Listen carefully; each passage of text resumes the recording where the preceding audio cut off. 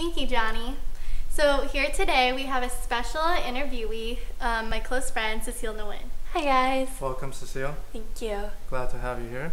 So I heard from Tiffany that growing up you were involved with a lot of different Vietnamese American youth groups. Can you tell us a little bit about that?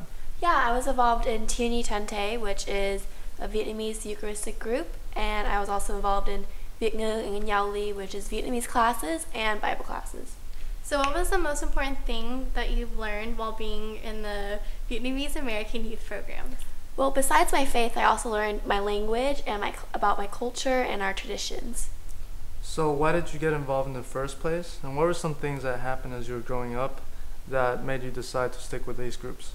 Well, initially, my parents put me into these groups, and I didn't really like it.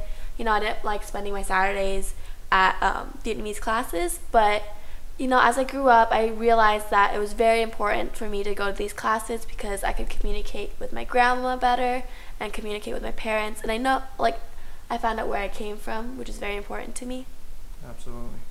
So how important was it for a second generation Vietnamese American to stay in touch with their cultural background? I think it's very, very important because if you don't have your roots and you don't know where your roots are, then you're not very grounded, and you know, it makes you who you are today. And I would definitely advise everyone to find out where they came from. What do you like most about Vietnamese culture? Oh, I definitely love the food.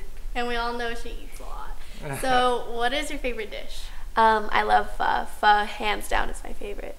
I think everyone can agree with you on that. Isn't that true? Yeah. So one last thing, Cecile. One final word of advice for the youth, American Vietnamese youth today. What would you say as a final word? I would definitely advise you guys to talk to your parents, talk to your grandparents, you know, learn where you came from, to pass on that traditions to the third generation, and you know, stay grounded in where you came from. Well said. Thank you, Cecile. You're welcome. Okay, so after the break, we'll check out the sights and sounds of Vietnam's most popular holiday, the Mooncake Festival, and learn about how it all started. See you in a bit.